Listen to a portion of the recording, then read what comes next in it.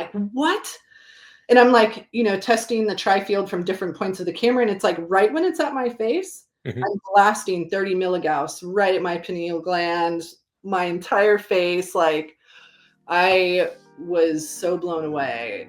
And I can't tell you how many, maybe I've probably shot 1 million photos that way.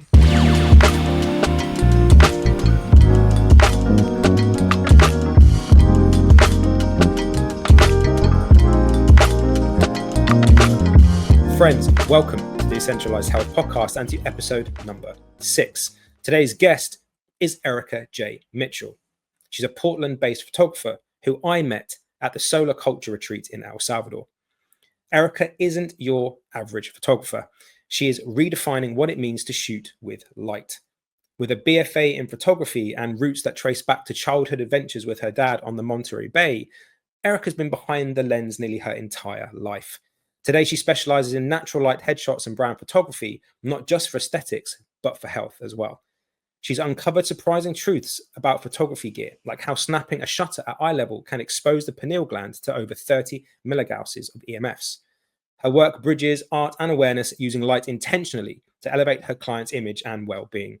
Now, this is Erica's first podcast, but she's no stranger to storytelling, having once hosted a local folk radio show.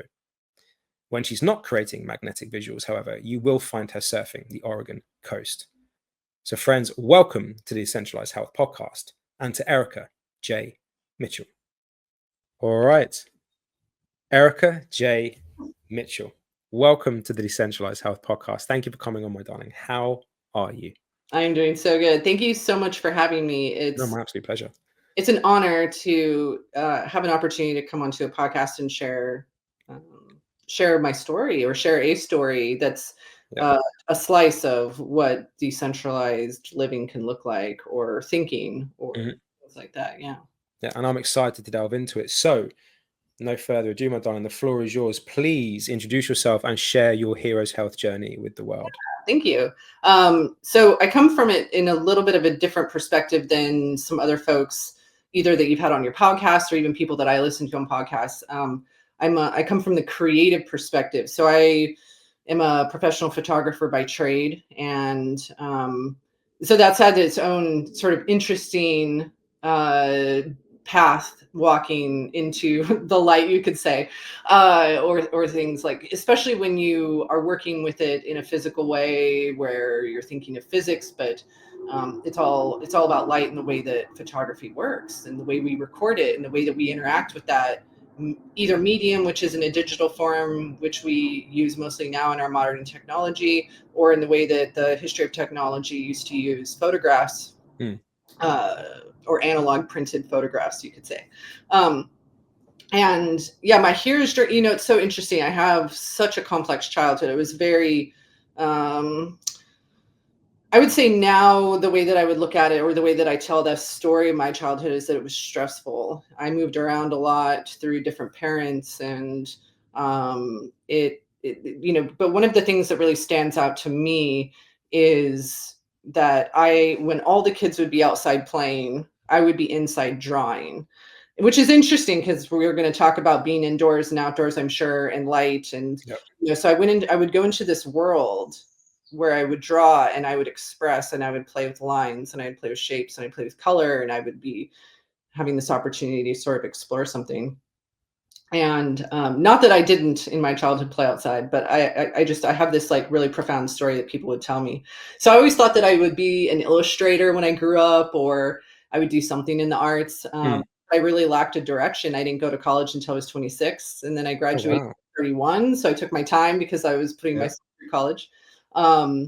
But I went in, thinking I'd be a graphic designer and illustrator, and then I ended up being a photographer. So it was really interesting. And in that photography program for my BFA, there were classes like physics, which at the time, I'm doing all of these in studio classes, and I'm like, why am I taking a physics class? That doesn't make any sense to me. I just wasn't like putting the mathematical kind of thinking and applying it to, taking a picture of something, whatever. So, I took that course, and it was fascinating to realize how connected light was in a fundamental way, or how light works with photography. And, we have all these tools to analyze light as photographers, which in the decentralized world, we have like spectrometers and all these really, really cool tools. Mm.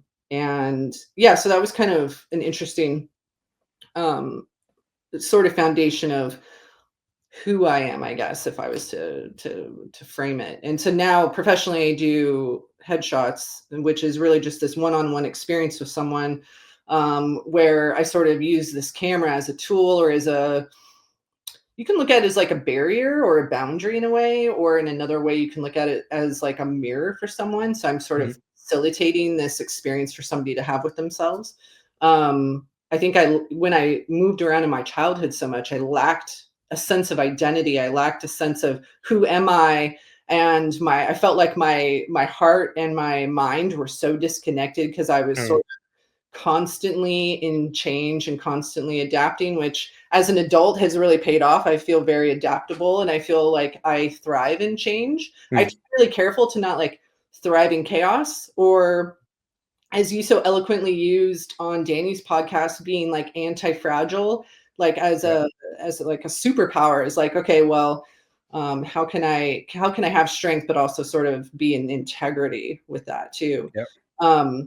And so I had an injury in 2013. I had a fall and I hit my head really severely. And at the time I didn't have health insurance. And the next day, my grandfather, who was at the time, or in my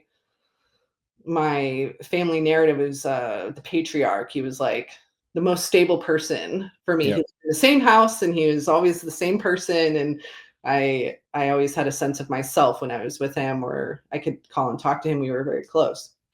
And so I live in Portland, Oregon, and he was living in Monterey, California. And so it's a 12-hour drive. And right after the concussion, I drove down. I was in a really cool like Mustang, which was kind of neat. I was like, rental cars or Mustangs? There's a small part of my adolescence where I was into like racing cars and hot rods. Oh, really? Okay. All right. Very, very interesting. But I remember like holding my head as I'm driving and not really paying attention to this injury. Anyway, 8 months go by and I don't have a period. And not only just that, I'm having bloating, I'm having all these, I'm just not feeling good. And I'm not really sure exactly what's going on. And this is at a time of my thinking where I'm aware that health has, how do I put it? There was sort of like, when we talk about decentralized or quantum or things like that, it's almost like you have the ability to participate in your healing. And I just didn't understand that growing up. Like, the thing that I knew that I could learn to control eventually was like law of attraction, or the way that I thought could change my environment. But I sort of was in survival mode for so long when I was young that I didn't realize what I could control or how I could change things. For a ridiculous example, it's kind of silly, but when someone told me that butter was better for you than margarine, I was like, what? Like, how is something better for you? Like, I get it. I was like, it was about taste. Like, does it taste good or not taste good? Like, I didn't like cream of wheat growing up, but I didn't think about, was it healthy for me or not? Or, or things like that. And so then when I started to question things, that's when everything started to change. That's when I started to question everything. And it gave me a power of going, it made me have an awareness that really, really stood out for me. And so with this concussion, I was talking kind of about my experience and kind of trying to like figure out, how can I feel better without really having any direction, and not really where to go or having the answers or anything that we sort of have with the light story. And someone told me about acupuncture, and I was like, that's so weird. Like, what is that? Like, they put needles in you? Like, is that supposed to do something? No idea. But so I did it the first time. I had my period a week later. I couldn't believe it. Wow. Acupuncture shifted so many symptoms, and I think the acupuncture is, I had never been introduced to that model before, but it was so profound for me because it was the beginning of me participating in Mm. my healing journey. Because when you have are you familiar with acupuncture? Oh, yes, very much. So when you have those needles put in, and then you're kind of left to either meditate, fall asleep, or stare at the ceiling. Like your body, you're allowing your body to participate with Yeah. those needles. It's just sort of an unconscious part that I also really like. And so that was sort of the beginning of me participating in my healing journey. Um, and and then I just started to keep digging at answers. And as many people probably have, is like, as you continue to start digging, you make mistakes, and then you go, okay, well, I've learned from that. What's the next step? What's the next thing I can try? What's the next thing I can try? And so I was 2013, and I'm 12 years after that head concussion, and I'm Mm. still managing, and not as severely, but I'm still managing issues. But 2 years after that head concussion, I got really, really sick, and I wasn't.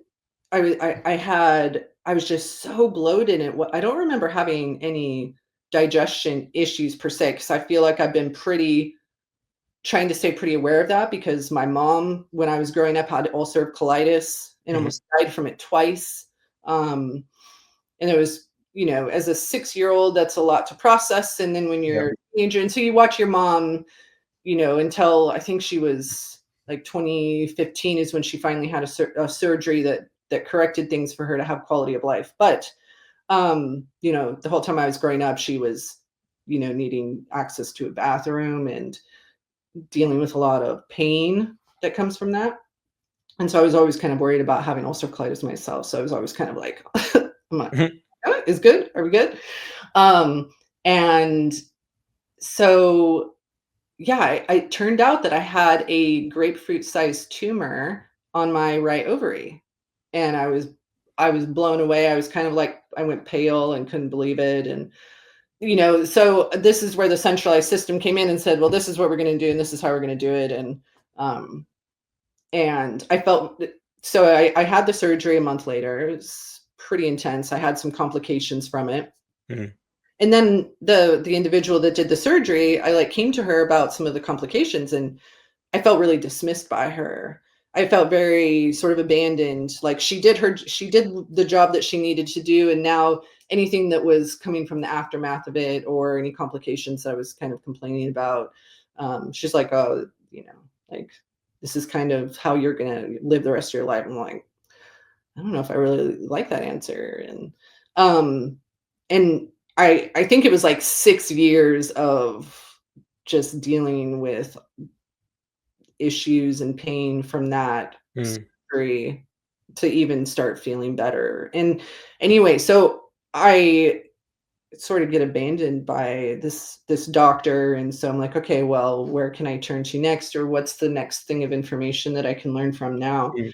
Um and so for me, I've just been somebody that's been so driven to find, or how do I put it?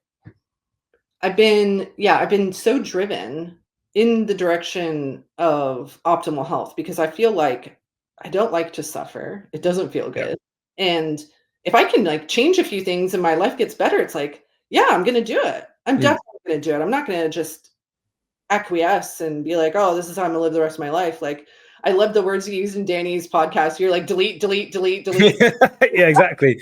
I'm like, Whenever anybody said anything like that, it's like delete, delete, gone, not believing that, not happening.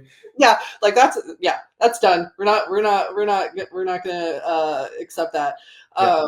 And I feel like I totally resonated with that Mm. in a lot of ways. And even when we've talked in the past, because when I first met you, it was in El Salvador, and my legs were so swollen and my feet were so swollen, and you were helping me understand lymphatic drainage, and we did this like big six. And I mean, a few hours later, it was so visibly different. I felt I could tell that my body had calmed down. Yeah. And and it was just so fascinating to, it's just having an awareness about the body. And what's interesting is this whole light journey, this whole journey of learning decentralized practices and just the way that nature fundamentally works and the way that light works and the way that our circadian rhythm works. It's like the more that I can optimize the body, the more the mind is free. I feel like it's so easy for me to be in stillness. It's so easy for me to just sit in the sun and let time go by and not be like, there's not a bunch of noise. And so that's been really fascinating to get to that. And I should say, when lockdowns came about and there was all this fear, I got so swept up into that was sort of the most recent pivot of my healing journey, because I made very similar decisions to a lot of the centralized way of thinking at that time. And I had severe heart palpitations after getting vaccinated. And it was just so profound that I went and I had a heart monitor on, I had like an ultrasound done, I had the standard EKG. And they just basically like, well, one of your, I forget what it is now, but they were like, one of your flaps is flapping irregularly. But I'd be sitting with you and in just 5 sentences, I'd be having 5 heart palpitations. And they're so intense that it like makes you like need to grab something because you feel like you're going to pass out. Or I'd be working with a client and I'd be talking to them with the energy that I'm talking with you. And I would have this moment where I felt like I was going to black out and pass out. And it was really scary. It didn't feel good. Or I would go to pick something up and I'd feel like I was going to pass out. And so it was really interesting because I didn't really correlate everything that was happening at the time. And then as most people have in some of their stories, like, well, I guess I should say like how I got to Dr. Jack Kruse. There's this guy named George Ryan, who's known online as Georgie's Gardens, that some folks have talked about before, but he used to live in Portland, but now he lives in Mexico. And he was the first person to introduce me to circadian rhythm and seasonal eating. And he was doing it in a really gentle, like really open heart, really kind way, like very easy to listen to what he suggests and what his recommendations are. Because polar opposite to Jack Kruse. Yeah, a little bit of, and he was doing a webinar and he was like, yeah, this guy Jack Kruse is going to be on this podcast, Rick Rubin, which I had never heard of him, surprisingly. And he sort of like gave a little bit of a warning of his personality. I was like, oh, that's interesting. Like, okay. But I listened to it and I just was blown away. Yeah. And I could see all the holes in the socks, you could say. I could see everything that I was doing that was actually harming me and making things more difficult. Yeah. And so I started to implement some of the things that he was saying. And then obviously it takes so much time to understand everything. But yeah, I mean, I dove so deep and not as a practitioner, but as a photographer. And it turns out that where I was living at the time, I'm not living there now.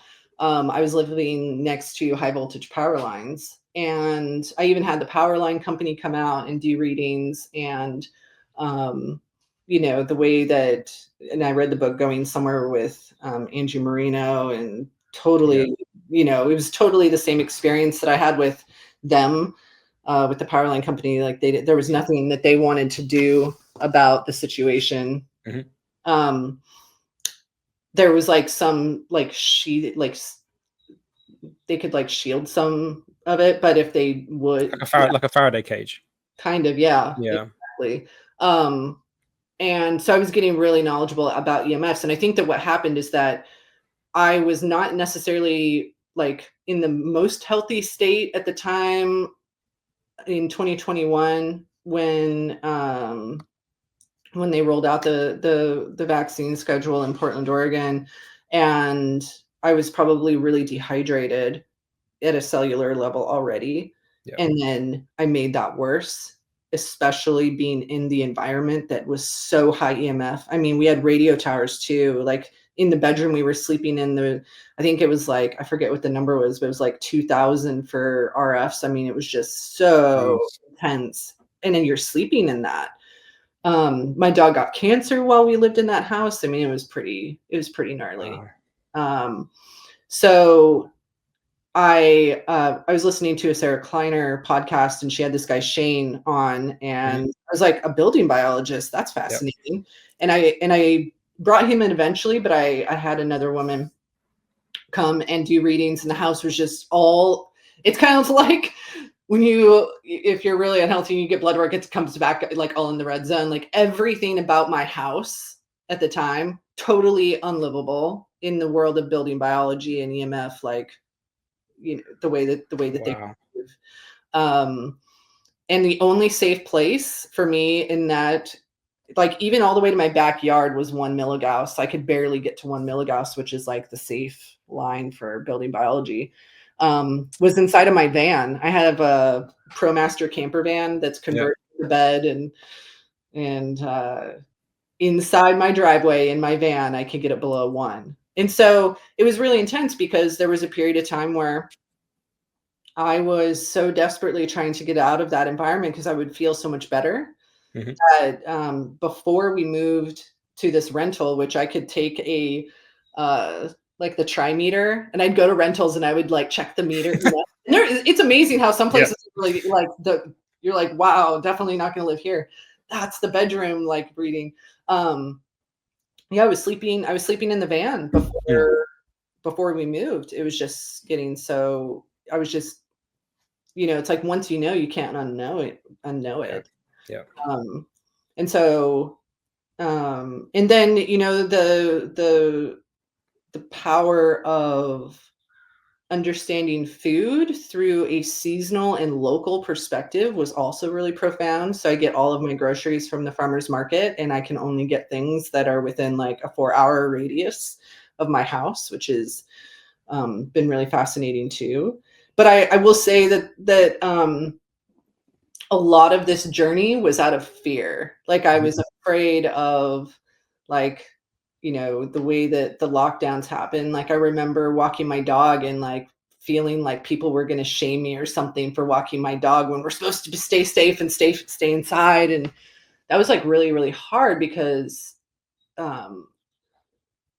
it was just, it felt palpable from everybody. Yeah, And of course. I mean, even maybe me too, like maybe I was even participating in that unconsciously, to the point where,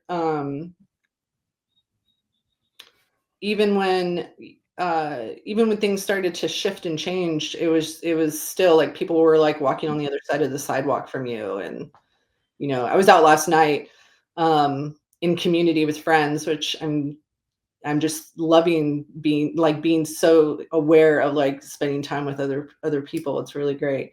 And we're eating outside, and like everybody's just enjoying themselves in a way that's just, it's just beautiful to like, you know, be in that place again where everybody's not in fear, and you just feel it like that. It's taken a long time for people to get to that point though. Yeah. A long time. It has. And it's like I want to be angry about like how manipulated I feel from that whole situation. Not that I can verify with my own 5 senses what's true and not true. I mean, I can read articles and I can talk to doctors and I can I can do my own research, but it's just the the energy that I got caught up in. It was really, really intense. So it's really nice to like be at this place.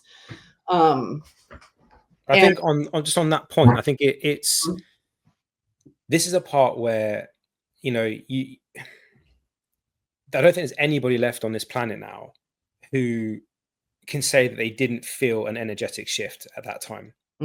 Because you could, as you say, the fear that was being given off by people was a tangible energy. Like you could feel it. Like even if you were at 6 feet away from them, you could still feel it. Like you could feel that, oh, he's not wearing a mask, or they've taken their dog out 3 times today already. Oh, you were in the supermarket already today. Like, you could genuinely feel the fear, even if you're standing in a queuing to get into a supermarket. You could feel people like, oh, Mhm. you're 5 foot 10 inches away from me. It needs to be 6 foot.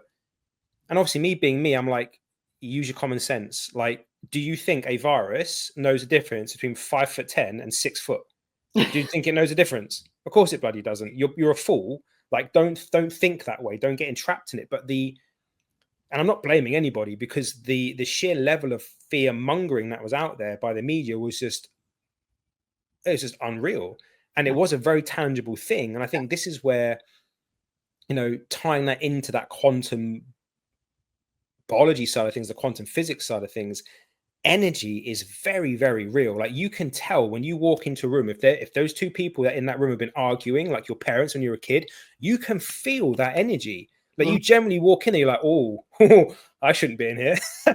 This is an awkward moment for me. So I think what you're saying there is actually quite true. Like, everybody got caught up in that fear-based energy, Yeah. and it's taken a long time for that to kind of calm down to a point where that more positive outlook, hope, could actually now be the energy. Love could be the energy now. Yeah. It's Yeah. taken a long time for people, and there are still people that are still fearful. I get that, but it's taken a very long time for that to shift over, and we can feel that globally now, that everything's starting to shift in that way. Absolutely. Absolutely. And I think that what was so, how do I put it, life-changing for me was I'm somebody that's like really high with integrity. So if I'm going to be holding that to myself as well, then like admitting that I was like part of that or feeling that, and also like I don't want to feel like that anymore. Yeah. And what was this experience, really going in and like, what's this experience been about? And like, how do you move forward from that too? Yeah. It's like been really fascinating. Yeah. And to be able to get to, yeah, like you're saying, a place of love, it seems like that was so blocked for so long through that experience. And I'm grateful for it too, because it also sort of like, if I'm somebody with high integrity and I have to respond to that, then it was in a lot of ways what allowed me to question everything that I was experiencing about my health and about the world and my environment. To where it's, yeah, I'm like, why are we living this way? Like, it doesn't, how did we get here? Then it like goes into the history of things. And but it's just been, yeah, it's been really fascinating, and it's been really beautiful too, to when you talk about a hero's journey, they go into the underworld, and the way in which the hero's journey, like, just so that the way a hero's journey for me is like, when I go into the underworld, there's this point where you start to turn, and it's that part coming out of the underworld that is so beautiful, and it is so amazing. And that is like where the ego gets dropped off and the self emerges, and there's individuation, whether it's individual or collective. It's beautiful. And then there's this like hooking up to the next like arch of your life, where then there will be another underworld, and then it's like it's just, so it's constantly like creating this beautiful wave. And I think that that's what's so beautiful about the experience of being here and now, because for example, I recently listened to the telepathy tapes, which is just like really fascinating, by the way. Everybody please listen to the telepathy tape podcast. It is unbelievable. And so I think a lot about these other non-visual places or communication, even just energetically, when you walk, when you say you walk into a room and you can feel it palpable from another person, like whether it's toroidal fields or just intuition or however you want to explain it. And I think his name's Madhava Sethi. He was on Dr. Alexis Cowan's podcast. But in a different podcast, he said something to me that just made me so grateful for being here now, is that he says, we talk about being, we think about being out of this realm, or we meditate to be out of the present moment, or we're somewhere else. And he's like, how wonderful is it that we get to experience right here, right now. This is the matter that we get, that we're in, the light that we're in, the place that we're in. Like, how beautiful is that? And it just like, I'm like sitting in traffic and I'm like, wow, everything around me is worthy of gratitude. And I was like, whoa, like it's so intense and so beautiful, you know. I think Muji Mala has a great line in one of his audios that he talks about that. He says, and I can't remember the whole thing, but the thing that always encapsulates that for me is he says, when you're sitting on the mountaintop of your own being. And that for me is such a beautiful way to encapsulate it, because that is what presence is. Because in the moment, you're not trying to do anything. The whole point is that you are the watcher. You are the observer of the moment. That is the now. There's nothing more about it. There's nothing complicated about it. Like, just observe, just watch, sit upon the mountaintop of your own being in that stillness, and silence speaks. It's quite an incredible place to be. But I think, you know, when we're going through that whole kind of hero's journey, for anybody that doesn't know what the hero's journey is, please go check out Joseph Campbell's work. Every hero film that you've ever watched, or any hero book you've ever read in your entire life, is all Star Wars, the whole lot, Avengers, they're all based, Spider-Man, Superman, they are all based off the hero's journey. And it goes in a cyclical nature, how you're going to start from a certain point as an unknown, and you don't know your power, you don't know what you're capable of, and then you discover the people along your way that point you in the right direction. Then you meet your arch enemy, and you either defeat them and you move on and you win, and you take back to your village or wherever you are in your life back the trophy of your reward, whatever that might be. But a lot of people get stuck in that dark underworld part, the dark night of the soul bit, and they don't have that capacity to keep moving forward. And this is where something that Alex Hormozy says quite a lot, where he's like, don't stop when it gets hard, because that's where 99% of people stop. Keep going and you will always be the 1%. And that's the thing. Like, yes, when you're getting right at the peak of that mountaintop and you're pushing that boulder, that's when that boulder is the heaviest. But that's when you have to push the hardest, because once you reach that peak, it's all downhill from there.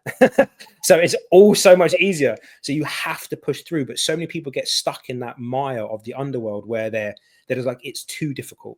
It's too hard. There's too many things. Yes, that's the challenge. That's the contrast. You know, you mentioned law of attraction at the beginning, you know, like Abraham Hicks, The Secret, all that stuff.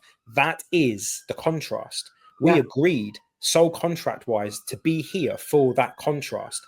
You have to know, to experience beauty, you have to know ugliness. To experience wealth, you have to know suffering. To experience health, to experience like profound power, you have to know weakness. These things are so important, because that is the contrast, because everything in this universe of ours exists in a dual state. Well, to have the light, you need to have the shadow. Or to have the shadow, you need to have the light. It's exactly. And I think that's been the biggest lesson for me, is that when I've been in the underworld, which has been several different times, is what do you have to do to change your environment or yourself or whatever it is in that darkness, or in that paralysis, you could say. That will allow me to move forward. And then what is my adaptation to that? And how, you know, who am I as I'm emerging from that too? Because then we can get stuck in stories. And it's like, man, if you keep using that same story, then you're going to keep going up the same mountain. And the goal is to like move forward and move on.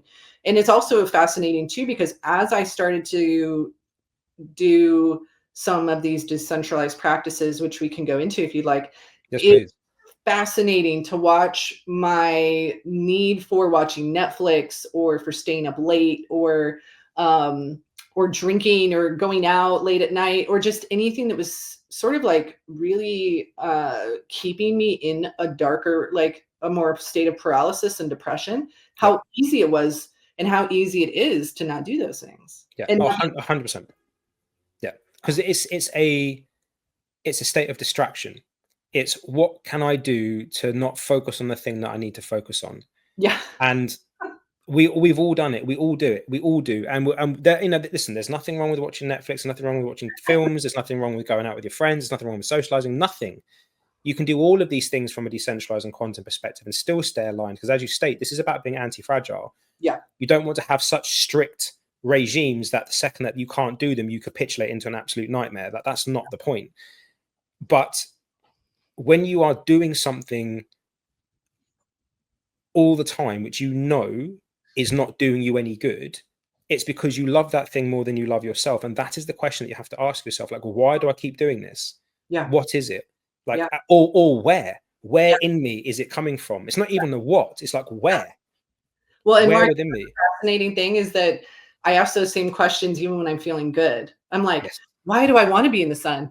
Why am I going to El Salvador? Like, why am I grounding? Why am I, like, every morning I go out and I take my socks off and I stand in the grass and I stare at the sunrise, even if I'm like, I've just woken up. So I'm just like staring at the trees, and because we have quite a bit of trees where I'm in, so you can't quite see the sunrise. It's close enough. And I'm like, why do I do that every morning? It's because I'm drawn to it. It is fulfilling. It provides, it's like polishing the mountain. It's like doing the work that's actually allowing me to thrive. Yep. 100%. And it doesn't take a lot of time to do. No. And I think a lot of the time people question when something's free and easy to do, people question it more because they're expecting it to cost them something. Right. It's like, you have no idea the benefit of seeing the sunrise. Yeah. When it comes to your health, your mindset, your energy levels, your hormones, everything. Just a moment away from this, because, and again, this is something else. It's like, what can you do to get away from that more? Mm-hmm. I know business needs to run now. We need to have these things and what have you, but we're both of an age where we remember when they didn't exist. I remember when they came out. I worked for Apple at the time. I remember before they came out. Like, I remember the first mobile phone. Like, I know we're one of the few generations that have the childhood where we didn't have a smartphone. I had a cell phone in high school, but it was you like press to get to the letter C. You had to press 3 times. 3 times? 3 times. ABC, then you had DEF. Yeah. I was like, I have to spell a word that's all the ones at the end. I'm like sitting there forever. Texting took forever. Absolutely forever. Yeah. And then when digital cameras came out, it was like a whole nother world, because I started doing photography when it was filmed. So it's a different kind of generation than the way kids are growing up now, for sure. And I think that we have the luxury of having those as memories and experiences versus like I wasn't alive in the 60s. So I, in America, and so I don't have sort of like a personal experience like my 85-year-old friend who was alive then. And like the experiences she has then aren't my memories and aren't my experiences. They're just history. So it's really fascinating to think of a time without cell phones as history. Yeah, I know. It's crazy. I was talking to a guy at the gym about this yesterday, about how my first car, you could literally take the whole thing apart with a spanner. And how wherever you parked, the one thing you had to remember was to take your face off from your stereo out. So that, right? You had to take it out with you and put it in its case, because if you didn't, somebody would break in and steal it. Right? Like, your most precious thing in your car was the face off. Right? And everyone around us, when we're talking, they're like, a face off? I'm like, the stereo, it used to be like this thin and it had a front that you take off. And they're like, that's so old. I'm like, but it wasn't at the time. It was amazing at the time, but you'd have to take it out with you so that people didn't steal it. It's crazy. And they were easy to install too. I mean, so I had all yourself. I had a 65 Ranchero when I was growing up, and it was so, everything on it, like you said, you could basically with a wrench set just take the whole thing apart. I mean, even the motor, it was like fascinating. And the wiring was so simple. And you literally, you could just like put one of those stereos just underneath the old vintage radio, and but you definitely would, everything else you didn't worry about, but you didn't they wouldn't steal your stereo if you like took your faceplate off. No, the back wasn't important. It was the front that was the most important thing. Crazy times, crazy. Like automatic locks, like that was so power steering. Wow. I know. I think we're dating ourselves here. So, my darling, I would love to know because obviously we met in El Salvador at Solar Culture, and I would love to know, because we share a very similar story as to how and why we were there. So I would love for you to share your story as to how you ended up in El Salvador and what it meant to you being there compared to the life that you were living where you are, to the life that, or the existence that we had while we were there. Yeah, it was really fascinating. I had been following Kira for quite some time, and I mean, I love listening to people talk about their experiences with circadian biology and quantum biology and light, and everybody sort of on the internet kind of has their own realm, whether it's functional medicine or if they're an eye doctor or a dentist or a naturopath. I mean, everybody sort of has their own little world of how they process the knowledge of the light story, circadian biology. And so, yeah, I was following her, and she posted about a retreat in El Salvador, and I had been keeping my eye on El Salvador because I started to invest in Bitcoin with some of with the way that work was going for me. I had some extra, and so I was like, well, let's go there, and diversify. And so I'd been interested in El Salvador because of the allure from Dr. Jack Cruz, with it being volcanic, and also the latitude, like being in a lower latitude, and how that can really help biology if you have any disease or illness, or if your body isn't thriving. And I was like, well, I want to know what it feels like to be, I mean, a 13th latitude. Oh my gosh. Like, I've been to Hawaii, and that was, I think, latitude 22. So 13 is like, okay, that's even further.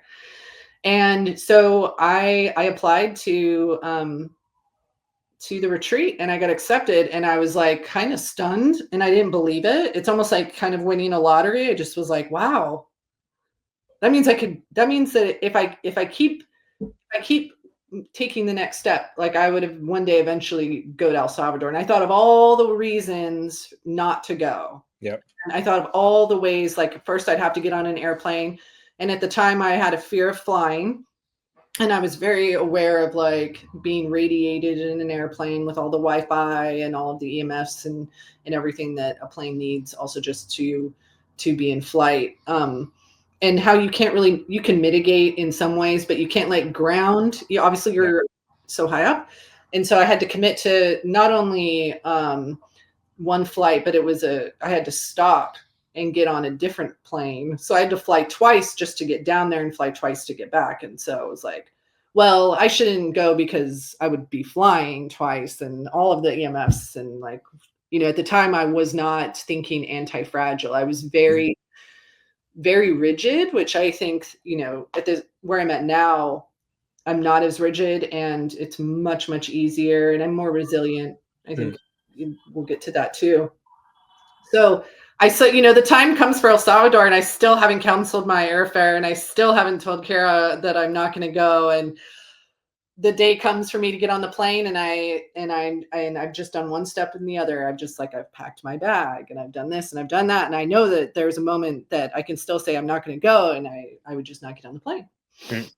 Well, I get to the airport, and I go through security, and I say I have medical grade water, which has my deuterium depleted water in it, and it goes through fine. And I opt out from the scanning so that I get a pat down. And so, okay, I'm fine. And then I'm past security, and all I have to do is walk to the plane, and then I get on the plane, and then I go through the whole process of getting to El Salvador, and I land in El Salvador, and I land at sunrise. I couldn't believe it. It was just, I land and like the sun is coming up, and it was just me, I was telling the customs guy that's my last stop before the doors to El Salvador. And we were having small talk, and I was like, what a time to arrive, and he looks at me kind of funny. I'm like, sunrise. And he's like, oh yeah. It's like so profound. But I don't know what I could say that there were so many things I could think of that could say what happened to me in El Salvador, but being there for 5 days, getting to meet all of you wonderful folks that went, being in conversation, being in community, being grounded did. Eating local food, swimming, surfing, the combination of things. There were so many things that I was dealing with that when I came back, when I flew back, I did not have. I was no longer talking to a client and feeling like I was going to pass out. I haven't had it since I came back from El Salvador, period. Amazing. Amazing. And I mean, I deal with clients all the time, and I'm like, interesting. And as far as heart palpitation, maybe twice a week. I mean, So much better. so much better. And I mean, they were reducing over time as I was implementing circadian biology practices, but and my digestion was good down there. I mean, there were so many really fascinating things. Also too, my stress.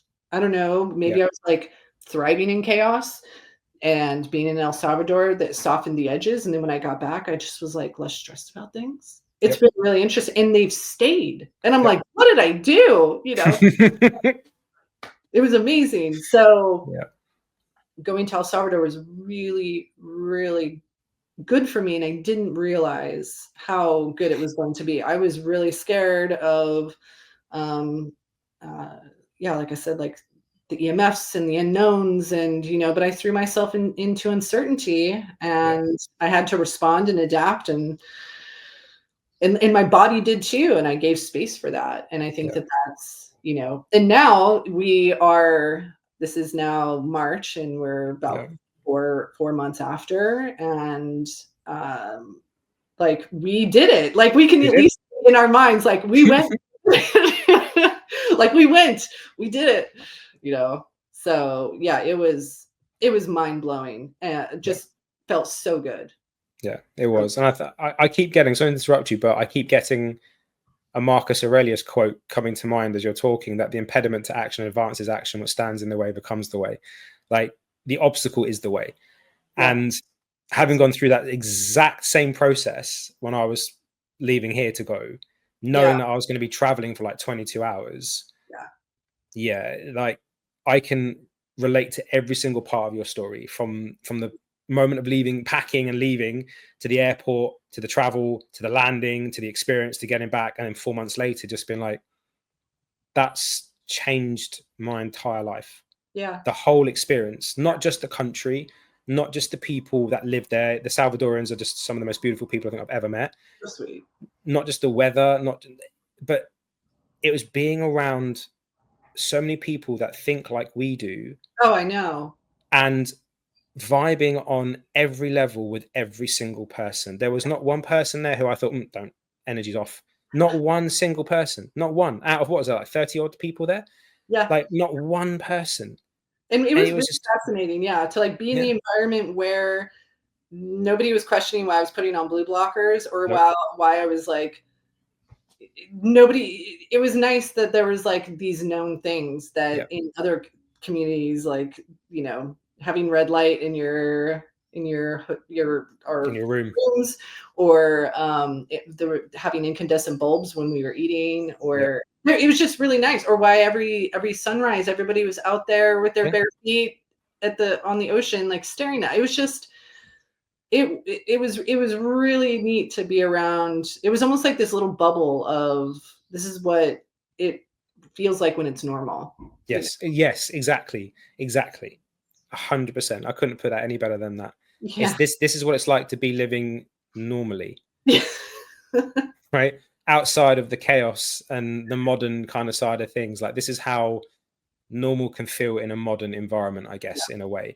You know, it was just such a beautiful experience. It really was. And we've met so many, I mean, we've met so many other beautiful people from that too, and we've all stayed connected. It was just life-changing in every single way. But moving on from El Salvador, you have discovered some things when it comes to your profession and light, which I think other photographers are going to want to hear. And before we get to the end of the podcast, I don't want that to be missed. So I'm going to open the floor up to you to explain what you have found in your profession, and then maybe what people can do as photographers to help change that. Absolutely, because I found a way to do it. where it kind of starts is back when I was talking about my ProMaster camper van and I had a building biologist come into my house. I also had him go into my camper van, this guy Shane, later on. And he checked the milligauss of the battery, which is right under the driver's feet. And I would get really sick and I'd get really constipated when I would be driving for long periods of time. And I would have these like major back pains. I'd have to pull over and like lay on the converted bed for like 40 minutes in the middle of a 6-hour drive. And what is going on? He was able to see that when my engine was on, the battery underneath the feet of the driver was at 80 milligauss, 80, so high. And by the time it reached my head, I think it was at like 15. And below, for those that are not familiar with building biology, they say that below 1 milligauss or above 1 milligauss can cause cellular damage or dehydration, which eventually causes all kinds of problems. And I was so blown away. And I found it took me a long time. Well, I don't want to get rid of my van. I love being able to go surf on the Oregon coast, or when I love to travel in my van. Like how, and so then it also makes me think about all the people driving vans, whether it's like delivery drivers or construction. But anyway, so I got these steel plates that I put over the battery because there was really no other way to reroute unless I had an electrician rewired my whole van. So I had these steel plates that took it down from 80 to 7. And then I have these additional kind of metallic, I have I think it's called G iron flex or G flex or something like that. 2 layers of that. So now I have like 1 milligauss at my feet, and which, once it gets to my head, it's basically like 0.3 or something like that. Amazing. Huge. So after he does this with my van battery, I'm like, well, what else do I use that's electronic? Oh, my DSLR camera. So I set my camera on my desk and I set the tri-field meter on there, and I click, and it blows my mind. It's at 30. And I'm like, what? And I'm like, testing the tri-field from different points of the camera. And it's like right when it's at my face, I'm blasting 30 milligauss right at my pineal gland, my entire face. Like, I was so blown away. And I can't tell you how many, maybe I've probably shot 1 million photos that way over being in school for 7 years as a professional photographer. I mean, I was probably shooting like 60,000 photos a year on average, I think, at that time. Anyway, it's a lot. I mean, when you're in school too, you're overshooting. I probably shoot a lot less than that now. But nevertheless, I'm totally aware that every time I'm shooting, I'm blasting, every single click is 30 milligauss. Every single time. And when you put a remote receiver, which then is wireless, and it connects to your strobe heads if you're using artificial light, it amplifies it even more. And the same with an on-camera flash or a off-camera flash that slides on to the top of the camera and flashes up here every time you're shooting with that, which I would do event photography that way. So I could not believe it. And the only solution for me was to shoot on a tripod. And also holding the camera. If I hold the camera, then I also have to be aware that I've got 30 milligauss hitting my hands, which is still connected to my body. So how do I do that? And I'm like, well, I remember when my dad did like mall portrait photography, like the classic 80s where you're like, staring off to the side and you have lasers and stuff. Amazing. So I guess that's why I got into the profession myself. But we would use a remote trigger for that. And also for like long exposures at night. So I photograph clients now on a tripod, and I have a wired cable that goes into my hand. And that's how I take pictures now, is I set up the tripod, and I can move the tripod around and I can still make the exact same images. I had to approach things a little bit different, but I have a decent amount of space between me. And by the time, if you have a tri-field, obviously inverse square law for EMFs is huge. Yep. Just this distance makes it entirely safe for me to take photographs and still do my job and still provide the same experience. I'm just not holding it to my face and like bringing it down to like talk to them. And it's actually a little bit easier. But there's like some photographers now that we have the DSLR cameras with the the viewer on the back do hold the camera when they take photos, and that's like still so much better than those that take pictures. Like when I see a photographer and they're like taking a picture with it on their face, I'm just like, oh, Wow. wish I could tell you. But yeah, so I photograph events. I photographed solar culture on a tripod. Yep. Or I did handheld for headshots, or for some of the images if I wanted to move around more quickly. But the difference is I'm aware of what I'm doing. I'm aware of the exposure that I'm creating. And I was like, well, I'm grounded while I'm doing this, and because I was barefooted in solar culture. So that made it a lot better as far as mitigation for the way that I was trying to like balance things. Yep. But it was really hard to process. It's been about a year now that I discovered the milligauss coming off of the camera, and have changed. It was kind of hard because you have to like change the way in which you interact with a client and how you photograph. But walking around with a tripod is very, kind of ancient, because we used to have to use tripods because of the way that analog cameras used to be. They were so sensitive to movement that it's almost like I've gone back in time, which I feel like a lot of circadian practices are going back in time, right? Even ancestral eating or things like that. So it's really interesting. Yeah. So I purposely photograph with a tripod. And if I do hold it in my hands, the difference I have is I just have the awareness of what I'm doing, which goes back to being anti-fragile. And all of the other circadian practices that I have allows me to be able to hold the camera temporarily for a few clicks or do things like that. But I think having the awareness that makes it, the awareness, and then also having the power that circadian biology gives us, the health that comes, the way our bodies thrive when it has light, as simple as just going outside. I mean, it's been a week, and I have like I saw it on Dr. Alexis Cowan's story. She was grounded. She had a wrist strap for a grounding strap so that she could walk while she was working. And so I bought one online, and I staked it into the ground outside my bedroom window. And so I sleep with a wristband. So I'm grounded to the ground for the very first time, because I was like, I got to try this. I got to see what it's like to be grounded. I've never done it before. It's amazing. Oh my gosh. I'm like, I feel like I am catching up. I was sleeping good, I would say, before. I am like really sleeping. It's amazing. And it's just great because it allows, I just have different energy in the day. Well, the electron flow is different now. Yeah. It's actually happening now. Yeah.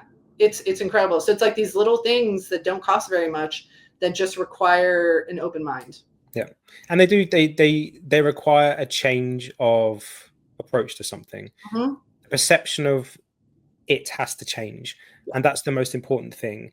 And going outside and standing barefoot, wearing a wrist strap to be grounded where you sleep, or getting a grounding mat and doing the same thing, like getting on the grounded bed sheets, staking it outside.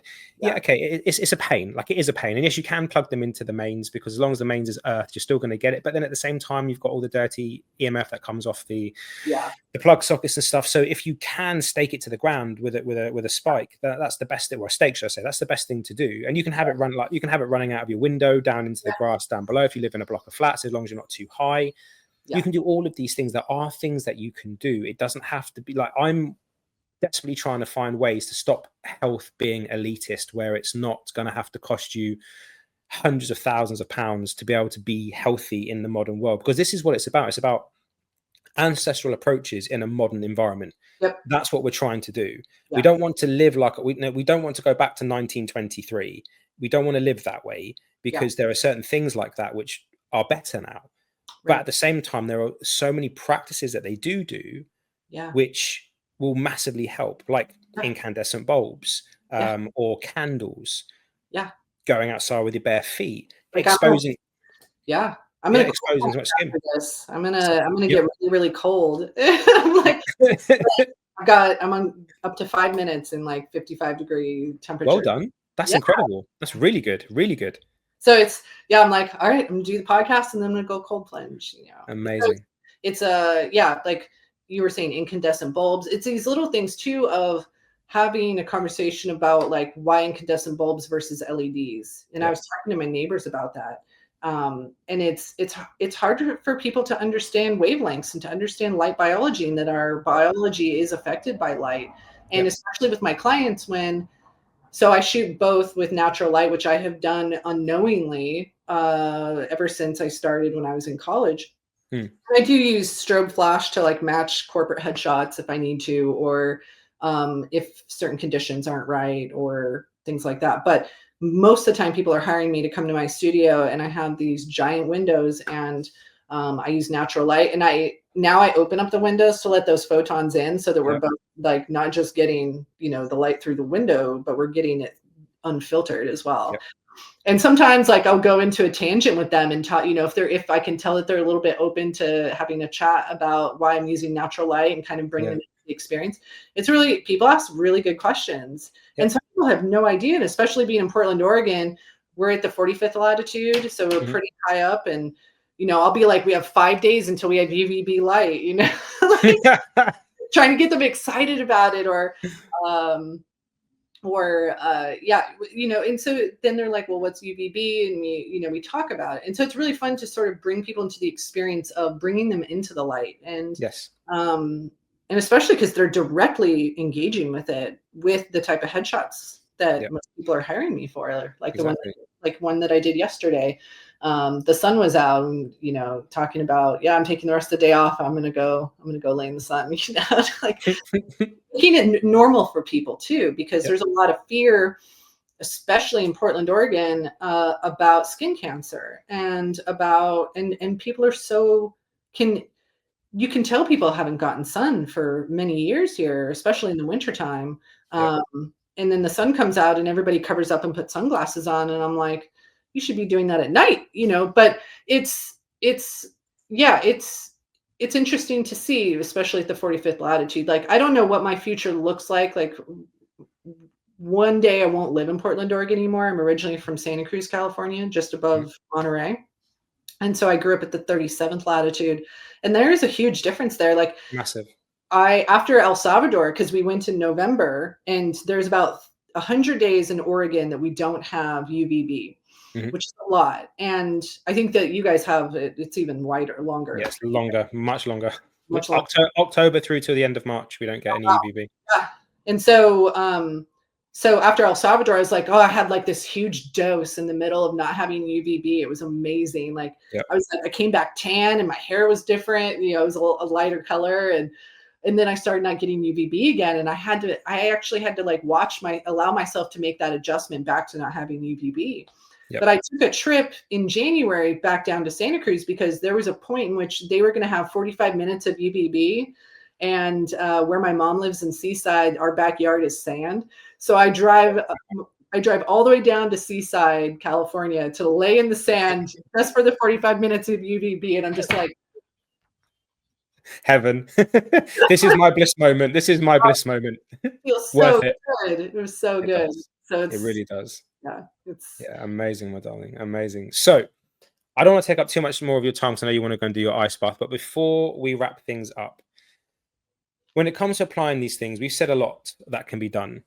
And I always want my guests to give at least one thing or two that they implemented in their life, which was easy and free, that they could leave the listeners and the viewers with, that they could go and try for themselves. What would you suggest as your top one or two things? The one of the first things that I started to do that I felt like I could control pretty immediately was my cell phone use. And that was not just getting a red light filter for it, but it was turning off the data or going into airplane mode when I wasn't using it, and not having it in the bedroom.